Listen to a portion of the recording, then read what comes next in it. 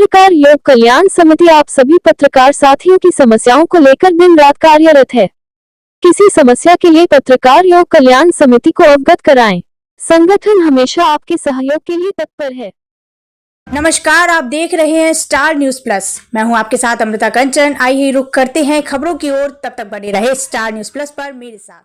हफ्तों से जारी अटकलों पर ब्रेक लगाते हुए रेसलर विनेश फोगाट और बजरंग पुनिया ने आखिरकार कांग्रेस का दामन थाम लिया। पार्टी ज्वाइन करने से पहले विनेश और बजरंग ने अपनी रेलवे की सरकारी नौकरी से इस्तीफा दिया। दोनों रेलवे में स्पोर्ट्स ओएसडी के पद पर थे। कांग्रेस में शामिल होने से पहले दोनों ने पार्टी अध्यक्ष मल्लिकार्जुन खड़गे से मुलाकात की। कांग्रेस में शामिल होने के मौके पर विनेश ने कहा, कांग्रेस पार्टी का मैं बहुत बहुत धन्यवाद करती हूँ, क्योंकि जब बोलते हैं ना कि बुरे टाइम में पता लगता है कि अपना कौन है। जब हम रोड पे घसीटे जा रहे थे तो छोड़ के बीजेपी को देश में जितनी भी पार्टियां हैं वो हमारे साथ में थी, हमारे दर्द को समझ पा रही थी, हमारे आंसुओं को समझ पा रही थी। विनेश ने आगे कहा कि मैं गर्व महसूस कर रही हूं कि मैं एक ऐसी पार्टी और विचारधारा के साथ हूं जो महिलाओं के साथ अन्याय और बुरे बर्ताव के खिलाफ खड़ी है। रेसलिंग में जिस तरीके से हमने काम किया है, भाजपा आर्टिसल ने साबित करने की कोशिश की थी कि हम बुझे हुए कारतूस हैं, हम खत्म हो गए हैं। उन्होंने कहा कि मैं नेशनल नहीं खेलना चाहती थी, लेकिन मैंने नेशनल चैंपियनशिप खेली। मैंने ट्रायल दिया, मैं ओलंपिक में गई और फाइनल में भी गई, लेकिन परमात्मा को कुछ और मंजूर था। परमात्मा ने देश की सेवा करने का मौका दिया है। वहीं बजरंग पुनिया ने भी कहा कि हम कांग्रेस में भी उतनी ही मेहनत करेंगे जितनी हमने कुश्ती में की है। और जो भी आज हम इस पे कांग्रेस पार्टी में आए हैं, मैं धन्यवाद देता हूं सभी का। हम अपनी पूरी मेहनत, जितनी हमने कुश्ती में मेहनत की है, जितनी हमने किसान आंदोलन में मेहनत करी है, जितना अग्निपथ योजना के टाइम पे मेहनत करी है और बेटियों के आंदोलन में मेहनत करी है, ऐसे ही मेहनत करेंगे और कांग्रेस पार्टी को भी मजबूत करेंगे और देश को भी मजबूत करेंगे। बता दें कि हाल ही में विनेश और बजरंग ने राहुल गांधी से भी मुलाकात की थी और अब कयास लगाए जा रहे हैं कि बजरंग को बादली सीट तो वहीं विनेश को जुलाना सीट से टिकट दिया जा सकता है। गांधी का विदेश दौरा शुरू क्या हुआ, बीजेपी परेशान हो गई। ऐसे में सवाल ये है कि आखिर राहुल के अमेरिका दौरे से बीजेपी क्यों बेचैन होती है। इसकी वजह है राहुल की बढ़ती लोकप्रियता। देश ही नहीं, दुनिया भर में राहुल की लोकप्रियता का ग्राफ बढ़ता जा रहा है। खासकर लोकसभा चुनाव के बाद से राहुल का कद बढ़ा है। बीजेपी की टेंशन की वजह ये भी है कि नेता प्रतिपक्ष बनने के बाद राहुल गांधी पहली बार अमेरिका दौरे पर जा रहे हैं। राहुल गांधी जब से नेता प्रतिपक्ष बने हैं, तब से भारतीय मूल के लोग, राजनयिक, शिक्षाविद, नेता, कारोबारियों, अंतर्राष्ट्रीय मीडिया से जुड़े लोग उनसे मिलना चाहते हैं, उनसे बात करना चाहते हैं। यही नहीं, अमेरिका में राष्ट्रपति चुनाव होने हैं। इस बीच में अमेरिका से राहुल को न्योता आना कहीं न कहीं इस बात का संकेत है कि दुनिया में पीएम से ज्यादा अब राहुल गांधी की पूछ है, जिससे बीजेपी की टेंशन बढ़ गई है। फिलहाल राहुल के दौरे की अगर बात करें तो कांग्रेस नेता और लोकसभा में नेता प्रतिपक्ष राहुल गांधी देर रात 1:05 पर लंदन के लिए रवाना हो गए। राहुल गांधी BA 142 उड़ान से लंदन के लिए रवाना हुए। लंदन के बाद राहुल गांधी वहां से अमेरिका जाएंगे। बता दें कि इससे पहले कांग्रेस की इकाई इंडियन ओवरसीज कांग्रेस के प्रमुख सैम पित्रोदा ने भी एक वीडियो जारी कर राहुल गांधी के अमेरिका दौरे को लेकर जानकारी दी थी। कांग्रेस की तरफ से बताया गया था कि लोकसभा में नेता प्रतिपक्ष राहुल गांधी अमेरिका के 3 दिवसीय दौरे पर रहेंगे। यहाँ वे भारतीय मूल के लोगों, छात्रों, कारोबारियों, थिंक टैंक और स्थानीय नेताओं के साथ मुलाकात करेंगे। कांग्रेस की इकाई इंडियन ओवरसीज कांग्रेस के प्रमुख सैम पित्रोदा ने एक वीडियो जारी कर बताया था कि राहुल गांधी 8 सितंबर को अमेरिका के डलास शहर में होंगे। इसके बाद 9 और 10 सितंबर को वॉशिंगटन में रहेंगे। ऐसे में अमेरिका की धरती से राहुल गांधी क्या कुछ कहेंगे, अब सभी की निगाहें इसी पर टिकी हुई। सेबी की चेयरपर्सन माधवीपुरी बुच से जुड़े विवाद कम होने के नाम नहीं ले रही हैं। इस बीच सेबी चीफ की मुश्किलें बढ़ने वाली हैं। संसद की लोक लेखा समिति यानी PAC उनके खिलाफ लगे तमाम आरोपों की जांच करने की योजना बना रही है और इस महीने के आखिर तक उन्हें समन भी जारी किया जा सकता है। ऐसा सेबी के कामकाज की समीक्षा के लिए किया जा सकता है। दरअसल PAC के कई सदस्यों ने सेबी की कार्यप्रणाली और सेबी चीफ माधवीपुरी बुच के खिलाफ लग रहे आरोपों की जाँच करने की मांग की थी। उसके बाद सेबी चीफ के खिलाफ आरोपों की जाँच के मुद्दे को PAC के एजेंडे में ऐड किया गया।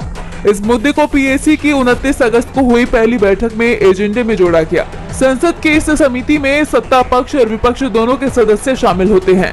PAC की अध्यक्षता कांग्रेस नेता KC वेणुगोपाल कर रहे हैं।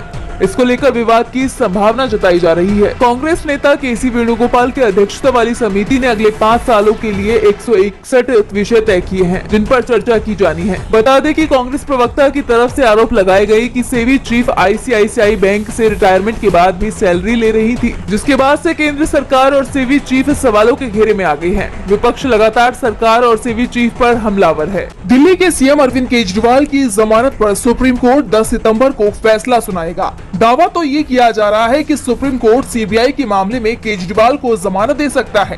ईडी मामले में उन्हें पहले ही जमानत मिल चुकी है। जिस कथित शराब नीति मामले में सीबीआई ने केजरीवाल को गिरफ्तार किया है, उसमें केजरीवाल को छोड़कर अधिकांश प्रमुख लोगों को कोर्ट जमानत दे चुका है। इस बीच केजरीवाल के मामले में सुप्रीम कोर्ट ने एक राहत पहुंचाने वाली टिप्पणी की है। दरअसल सजा काट रहे कैदियों की समय पूर्व रिहाई से जुड़े मामले में सुनवाई करते हुए सुप्रीम कोर्ट में जस्टिस एस ओका और जस्टिस एजी मसी की बेंच ने दिल्ली सरकार के वकीलों से पूछा कि केजरीवाल के हिरासत में रहते हुए क्या समय पूर्व रिहाई की फाइल पर हस्ताक्षर करने से रोक है।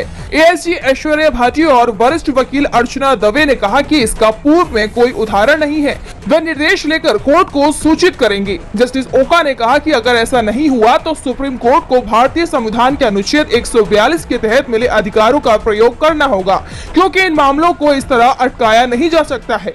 कोर्ट ने कहा कि मुख्यमंत्री के हस्ताक्षर नहीं करने से माफी वाले इन फाइल को आगे की कार्रवाई के लिए एलजी के पास नहीं भेजा जा पा रहा है। कर्मों में सफल होने के बाद अब भगवान बन गए हैं या नहीं, इसका फैसला लोगों को करना चाहिए। आपको खुद नहीं बोलना चाहिए कि आप भगवान बन गए हैं। अपने अच्छे काम के जरिए हर कोई एक सम्मानित व्यक्ति बन सकता है, लेकिन हम उस स्तर तक पहुँचे हैं या नहीं, ये फैसला हम नहीं बल्कि दूसरे लोग करेंगे।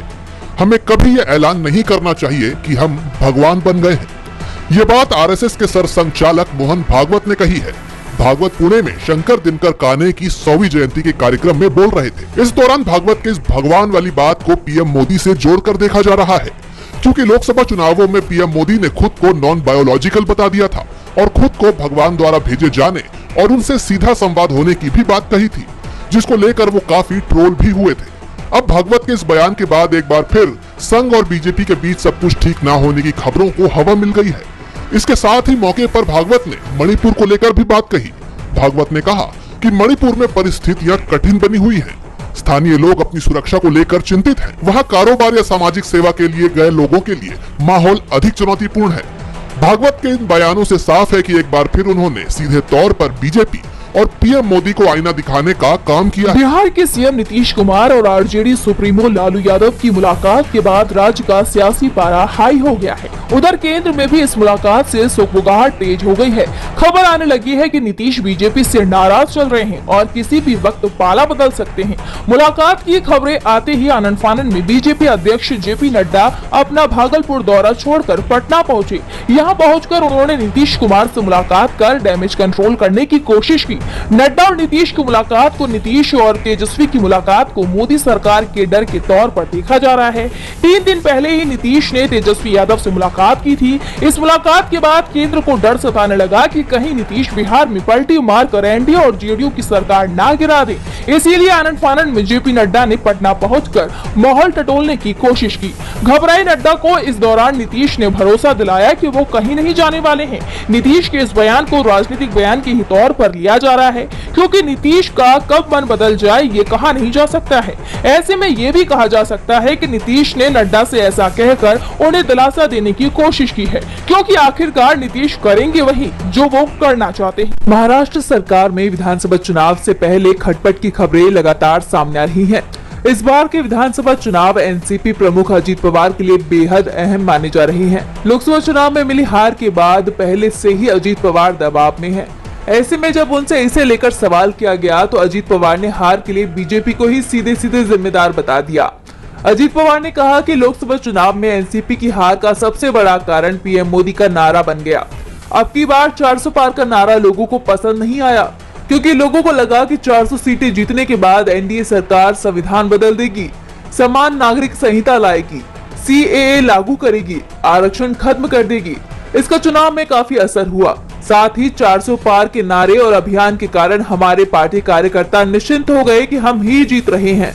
जिसका खामियाजा पूरे एनडीए गठबंधन को लोकसभा चुनाव में भुगतना पड़ा। इस बीच अजीत पवार का रुख चाचा शरद पवार को लेकर बेहद नरम दिखाई दे रहा है। उन्होंने हाल ही में कहा था कि वो शरद पवार के खिलाफ अब और नहीं बोलेंगे, जिसके बाद से चर्चाएं तेज हैं। कहा जा रहा है कि वो घर वापसी कर सकते हैं और अगर ये सच होता है तो ये बीजेपी के लिए बड़ा झटका साबित हो सकता है।